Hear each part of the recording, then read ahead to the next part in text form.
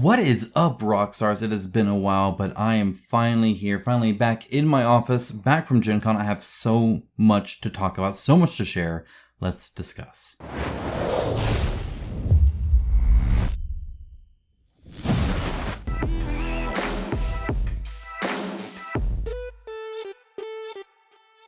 Now, as always, a huge shout out to my patrons and YouTube members for their financial support. It is because of them that this channel is possible. If you appreciate videos just like this one, and you would like to give even $1 a month, there's a link down in the description below. Thank you so very much. Before we move on from that, I do have a warm welcome for a few new members. Welcome, Pascal Tamburino.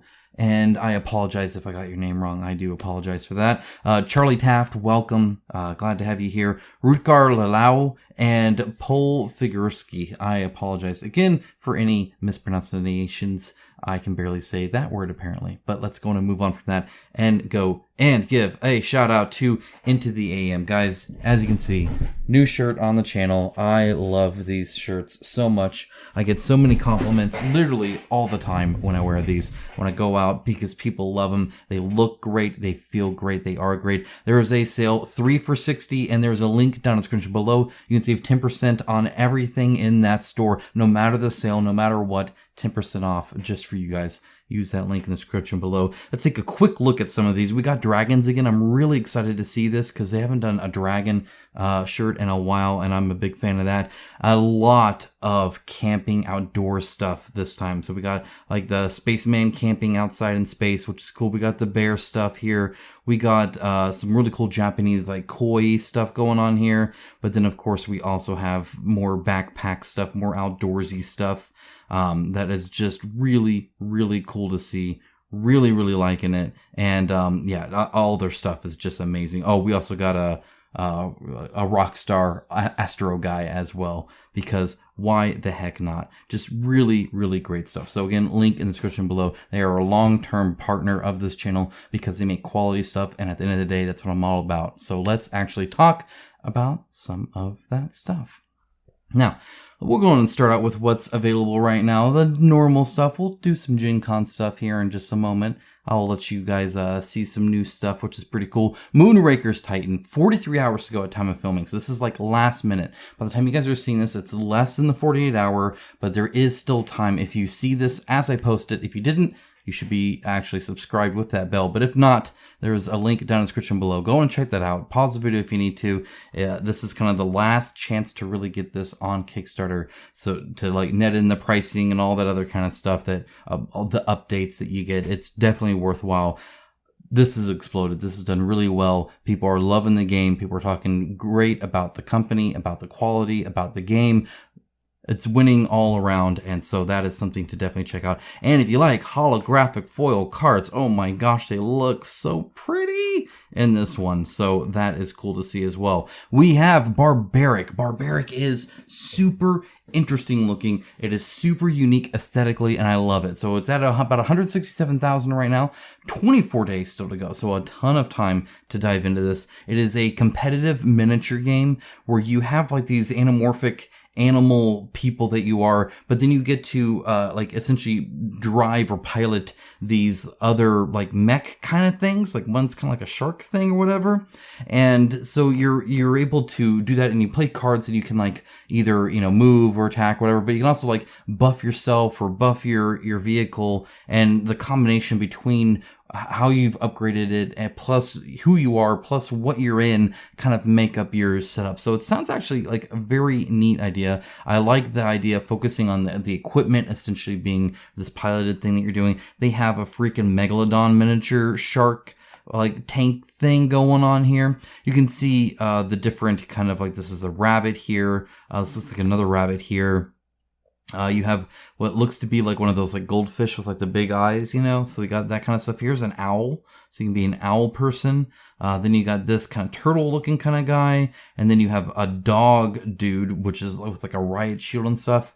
So very a whale, very interesting looking stuff. And then you have this main kind of big bad guy here. I don't know exactly how this goes into play with the competitive nature of it, but it looks like a big boss with some minions, and it looks like they have that several times over. So feel free to check this out. Feel free to look into it. There's a ton of stuff. Look at this little frog guy here. to check out here. We got like, Wukong kind of guy here, and I mean, all sorts of just very interesting and unique and different looking miniatures. And I mean, look at that, guys. It looks wild. It looks crazy. So feel free to check it out. Feel free to look into it. This and everything else I'm covering is linked down in the description below, as well as can be. So not everything necessarily might have a link based off of what it is I'm showing, how early it is. We'll just go with it. Next up, Dodos riding Dinos. I've shown this a whole bunch of times. 6 days to go. So this is probably the last time I'm showing this. Feel free to check it out. It looks like a fun, silly game you can play with your kids, with your family, and have a good time doing it. It looks lighthearted. It looks silly. You're doing all sorts of silliness. You don't necessarily need to act like that when you're doing it, but it certainly helps. So anyway, again, feel free to check out more about this in the description link below. All right, Leviathans, The Great War. This caught my interest because of a quote from Tom Vassell. You see, I know Tom as being a guy who doesn't really care for the kind of the big skirmish style games, right? He's very much moved past like Warhammer 40K and building minis and long setup times and all this other kind of stuff, right? And so there's a quote on here where he talks about how, hey, if you like board games and you're interested in this kind of stuff, this is an actual like really good thing to get into it. Let me see if I can't find that quote right here. If you're a board game player that's always wanted to try your hand at miniature games, Leviathans is a great place to start. And I feel like he's very apt on being able to like nail that down. Somebody who is very much in the board game camp, but looking to kind of expand a little bit, to try something new. So that's really actually interesting to me. And I'm surprised it's so low on the list, because to me, that sets this apart differently from a lot when it comes to a certain type of audience, really, that I think a lot of you are. And so this essentially is like this kind of steampunked frigate based thing where you're moving around and you're shooting like your tanks at, or your cannons at people and stuff like that. There are different factions that focus on different things. So the Germans are armored, whereas Italians have like these torpedo things going on that look kind of speedy. So feel free to check it out. Look into it. See if it's something for you. It sounds like it's something worth maybe taking a look into. So that is on here as well. And again, 328,000. That's I think a fairly safe bet. Still 10 days left to go on that. So right on kind of the final last stretch here. Dungeons of Doria. This is actually my personal pick of kind of what's on Kickstarter right now. And it's kind of ironic. In my mind, I seem to always be drawn to these kind of indie things. I think part of it's just the appeal of it. I'm not sure. I don't necessarily mean to do that. And I can't know how it's going to do ahead of time either. Sometimes it's like, oh, it explodes, and okay, that's great. And other times it's like, I like the stuff that like, is so niche. But what this is, and it's not even funded yet, so it's still working on getting funded. 327 backers, also a good number of backers according to them. It's just getting that funding amount. There's a lot of, I think, $1 pledges probably in there, stuff like that. But what this is essentially an ode to kind of the style of RPG gaming that you and I probably both grew up with. So very much, putting your stats down, 400 like plus like unique items and stuff like that. But it's kind of like a Dungeon Universalist kind of thing in my mind, but way quicker setup, way quicker gameplay. It actually has like 4 or 5 campaigns, each with like 8 scenarios in each one. So this is packed so full of just a ton of content. And I highly suggest you watch the video, because it talks about, like actually having like these big open rooms and big, small, tiny, narrow passageways and tunnels that you're going through, and corridors. And it looks like a lot of fun. There's all these upgrades you can do. Upgrade your stats, and then upgrade your equipment, repair your equipment, do all that kind of stuff.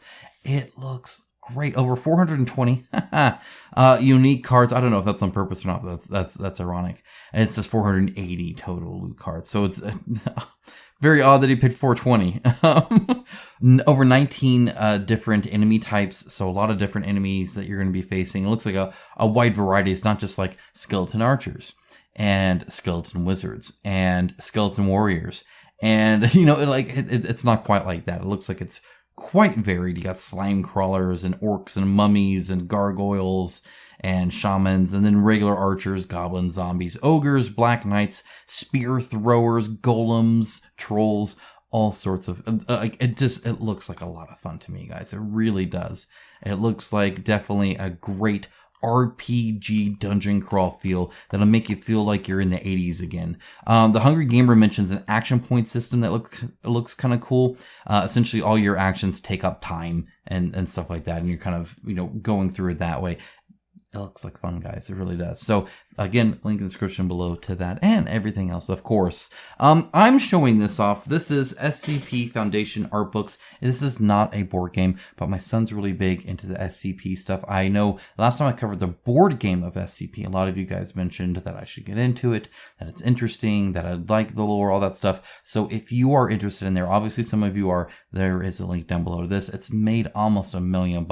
So a ton of this kind of like art stuff that actually looks pretty good for SCP stuff. It looks like it's kind of top notch.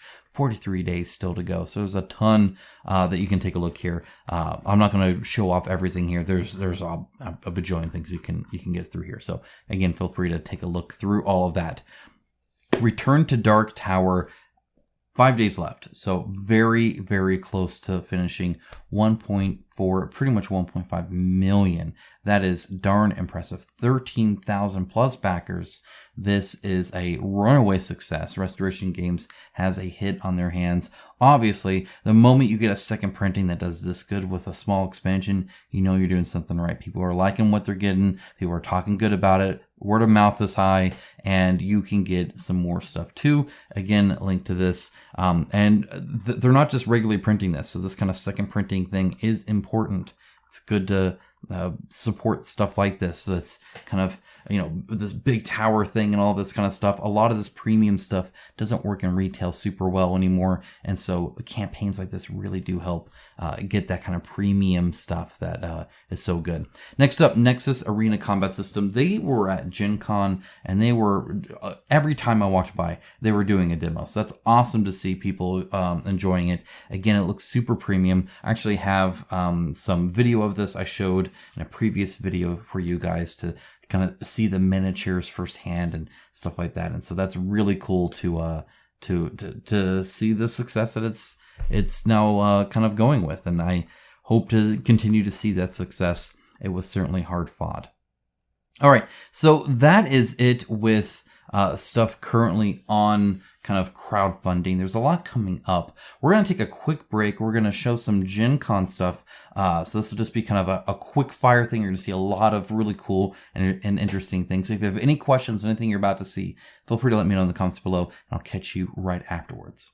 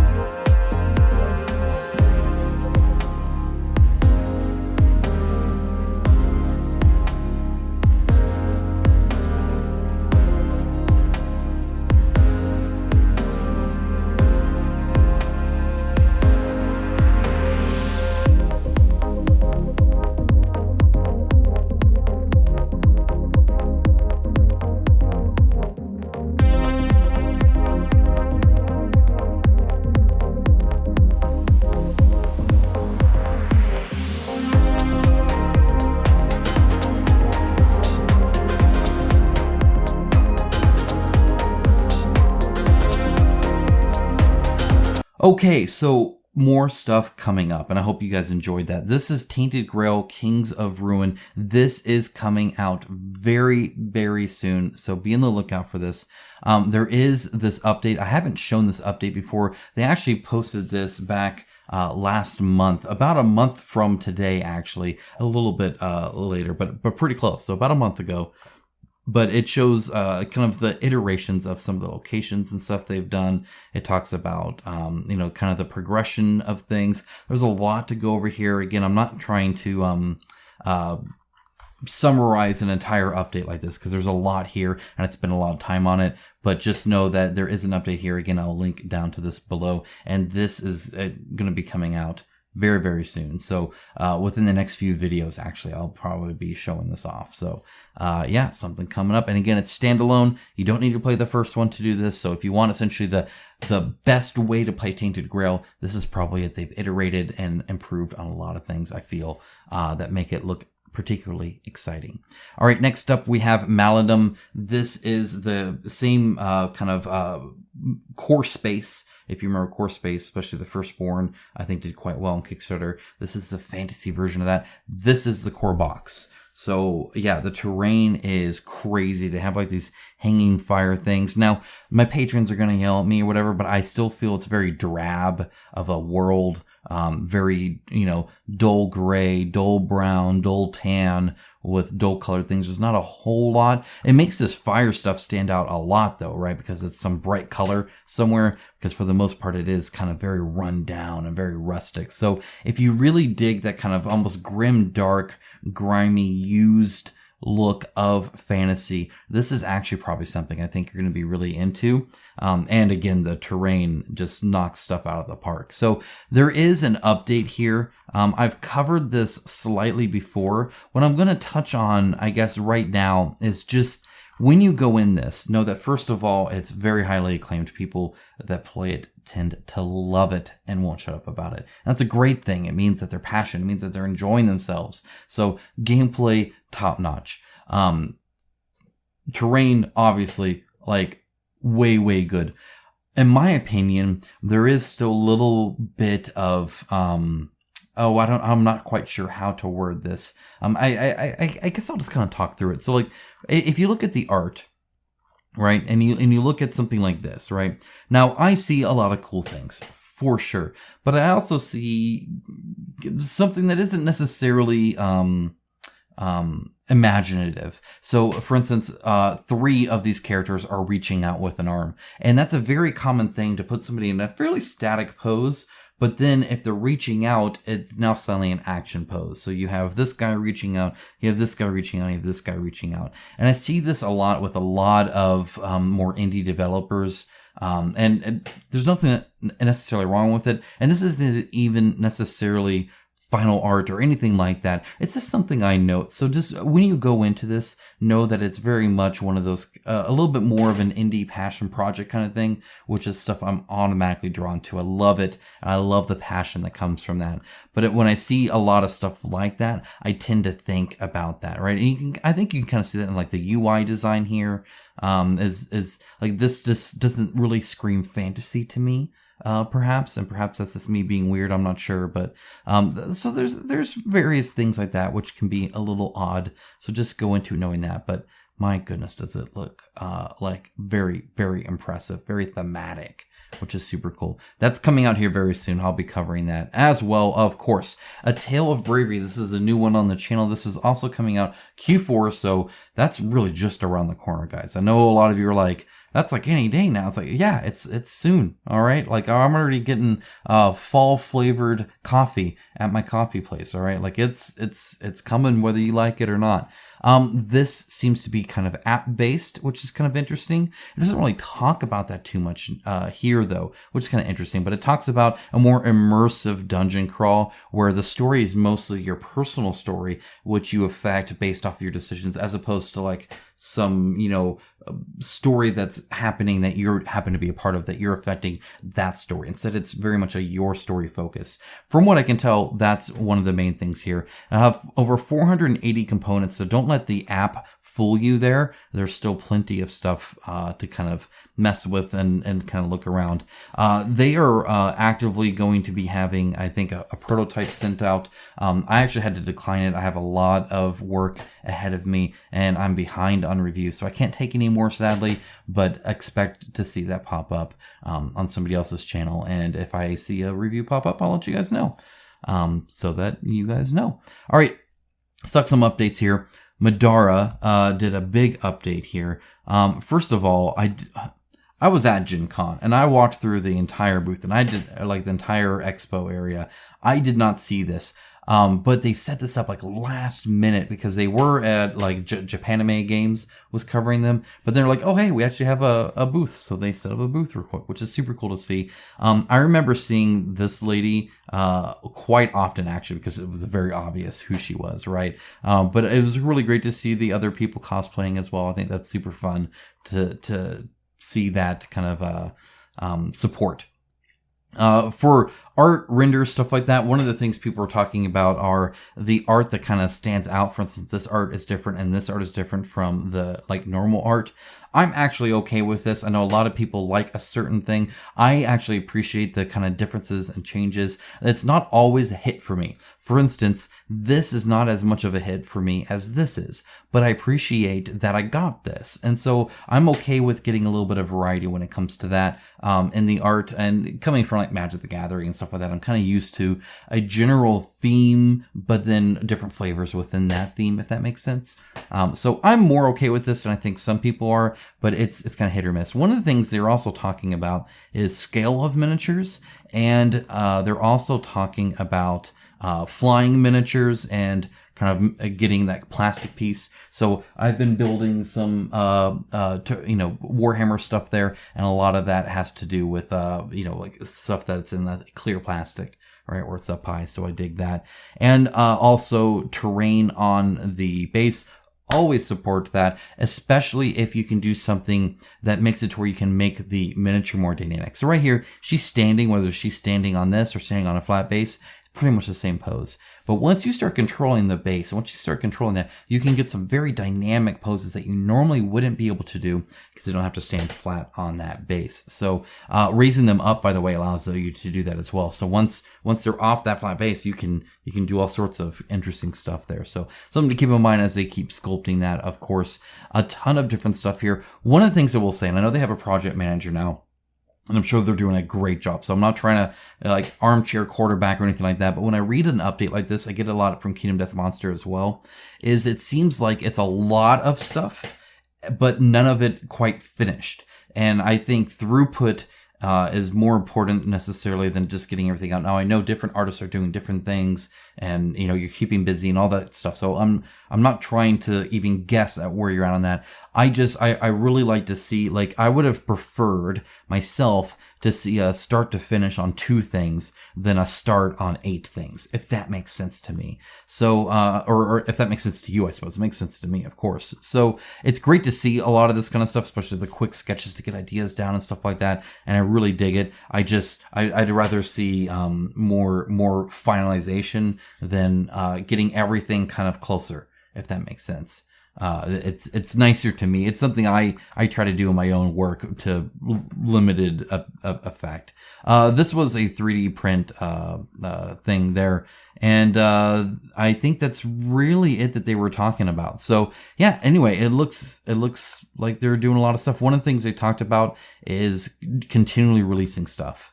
And that's going to actually lead me into a kind of a shipping update towards the end. But we got some more Gen Con stuff to talk about.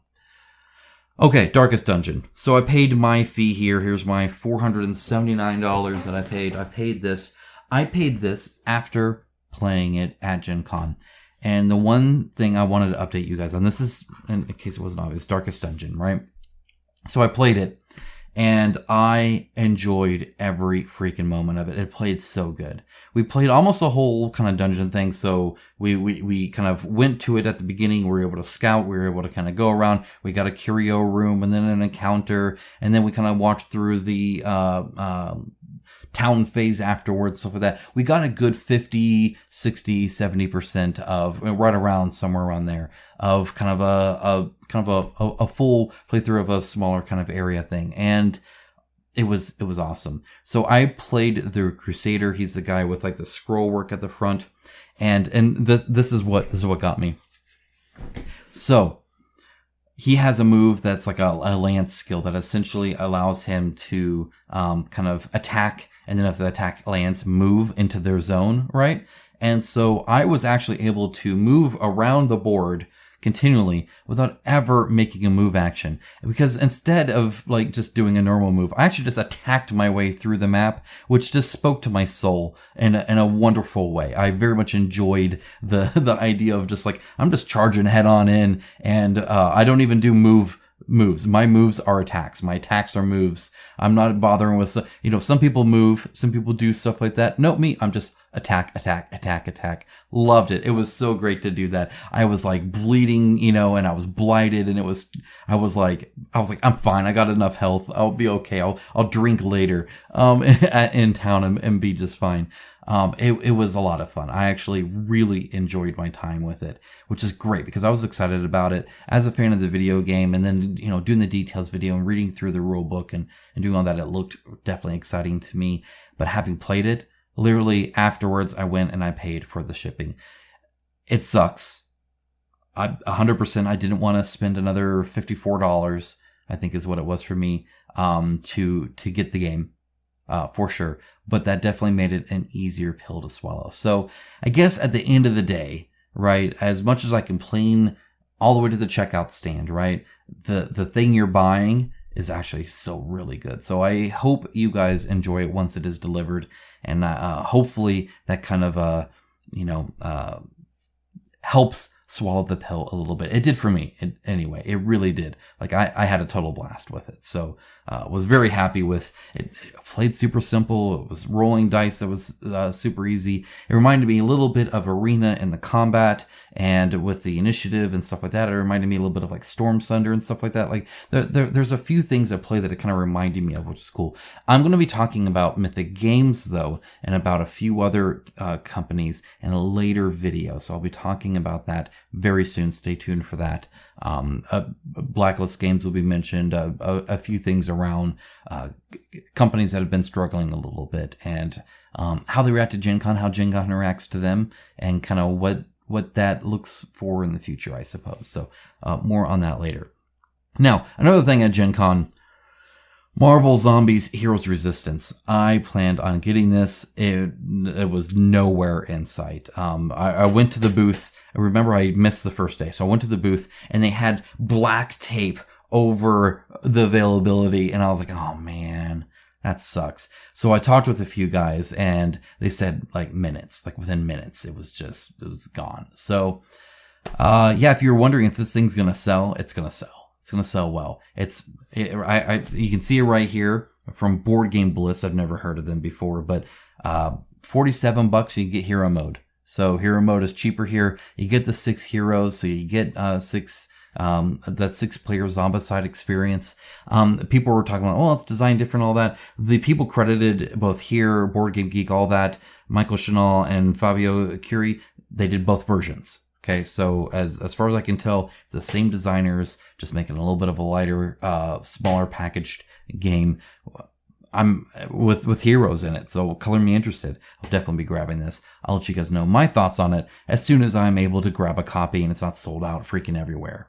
Okay, so Lords of Ragnarok. This was an interesting update. First of all, they showed some really cool resin minis here, which is interesting to see. There's, pros and cons. So a lot of it I think is really good. I love the hood and kind of that depth there. I think that looks great. The eye sockets with the rope going in, all that looks good. This texture I've actually never been a fan of because the scale is wrong for me. It's kind of like using sand on a miniature. Sand is small to us, big people, but for a miniature this big, that sand is actually quite large. I feel the same thing kind of here. Like this would be completely see-through. It'd be a little bit thread with these huge gaps, right? Each gap is like that big on the guy technically, right? And so like the scale, like I get the the kind of the woven feel it's trying to do. But on how I see this, it looks kind of silly. Another thing I noticed was the kind of flat bit of the finger here as it just kind of goes straight into the almost musical instrument kind of thing he's got going on there. But honestly, a lot of this looks really cool. And you know me, I'm nitpicky with a lot of this stuff. Overall, I think very improved over their past stuff. They continue to improve. I love the fingers here. No mint hands there. That's great to see. Yeah, so a lot of these minis I think look super interesting and cool. They're a little bit busy for me, but that's just personal preference on art style. Whether you like a whole bunch of, it's kind of like the new Transformers to me, like the Transformer movies, the Michael Bay stuff, where it's like I get there's a lot of detail, but I can't like make it out as well, if that makes sense. The art, of course, looks fantastic as always. People are loving that. People always love that. There is a miniature reference because the art and the mini can sometimes be quite different, like this. So they have a little reference to the miniature. A lot of people don't like that. And by say a lot of people, I mean a few people are making comments on it. Who knows what the vast majority are. But when your art is that different, I actually appreciate that. At the end of the day, this is a board game. A board game needs to be playable. These are game pieces, not just miniatures for show. You can have miniatures for show, but right now, like it needs to actually be as playable as possible. It's why I paint to the same scheme, stuff like that. But anyway, yeah, that's looking great.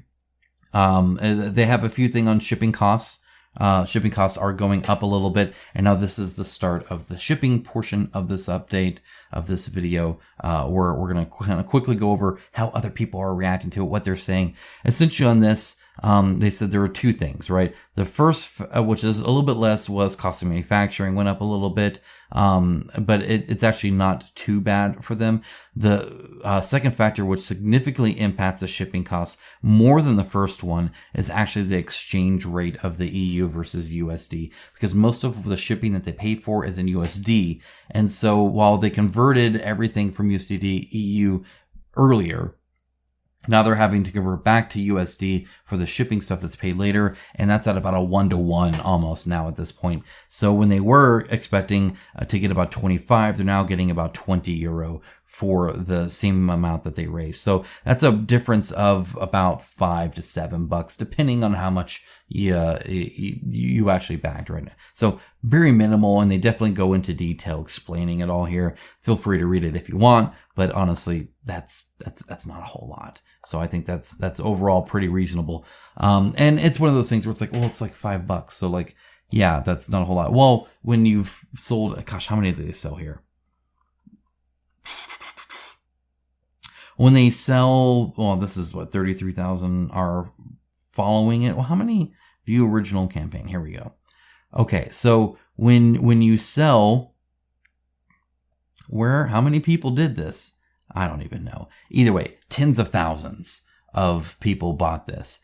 10,368 backers. So 10,000, not tens of thousands. Either way, 10,000 times 5 is a lot more, right? So $5 is like, to us. To them, $5 per 10,000 people, that's a bit more, right? And so that's kind of why they're doing that. It's kind of a meh thing for us and a big deal for them, right? It's just like my Patreon, right? So I say, hey, $1 a month. It's not a whole lot for you guys. That's what, $12 a year, right? $1 a month, most people won't even realize they're gone. But when a lot of people do that, it actually does add up. So I understand that. I get that. And so that's kind of why they're not trying to be petty with the 5. Oh, you just need your little $3, $5, $7 more. Well, it adds up to actually being quite a bit. Okay, Kingdoms Forlorn. This is an interesting one. This is very interesting. So they're talking about, first of all, I mean, they got a freaking bajillion people working for them, it seems. In my mind, that's like a lot. That makes me worry. You almost need like an HR lady at that point covering all of that stuff, right? New mobs, miniatures. Yeah, those look super cool. I don't know what's going on with this guy, but dang. That's all I got to say for that. Some different art. But what we're wanting to talk about is the actually, I believe it's up here. They're talking about the shipping. So I believe it's actually towards the beginning here. Yes. Okay, perfect. on the topic of shipping, we've heard through the grapevine about the woes some of our competitors, it's interesting they call them competitors, not peers, competitors, on Kickstarter are beset by. So we'd like to reassure you that we are not upping our rates and that we're in a general good financial position. Funds from Kickstarter and Aeon Trespass Odyssey are not mixed, and as for Aeon Trespass Odyssey shipping, it has been paid for back in spring. So no news is good news here. This paid for back in spring is very interesting. You're going to see that kind of in a little bit here, actually, paying early. And then cheeky salesman note, he's just saying, hey, you know, as these people up their prices, you know, once it's $180 for Descent and stuff like that, you look at the price we're charging for Aeon Trespass Odyssey, it's looking like a pretty good deal. And you know what? They're not wrong. It looks like a better deal over time, actually. Even though it went up in price, everybody else's price is now up more too, so it's still like a really good deal. Okay, let's look at Judgement and kind of what they're doing here, what they're talking about. First of all, they got some minis here that look super cool, of course. Let's see, shipment, warfare. Are we going to ask for more money? We have no plans to do so at this time. Please read below as to why. And then when they're saying, hey, you never know. But no, right? So, first, we have seen an increase in expected production costs. However, this is mainly due to the changes in the expected size of the molds themselves and not in material costs. This is because we locked our material costs after funding. Again, paying early. This is the kind of stuff, by the way, that's so hard to get line of sight of with these companies, right? Because, for instance, you could quote production, you know, raised in cost. But that doesn't mean you actually paid that, right? You'd have to look at invoices there and the dates on them, right? Because if you paid early, for instance, they could have not told us this. They could have never said, this is because we locked our materials at costs after funding. They could have not said that and then just mentioned how, hey, the cost of manufacturing is way more. That doesn't actually affect them because they paid early. But unless they tell us, we don't know, right? So there's always that kind of issue where we only know what they say. And what they say isn't necessarily guaranteed to be 100% accurate without spin. I'll word it that way.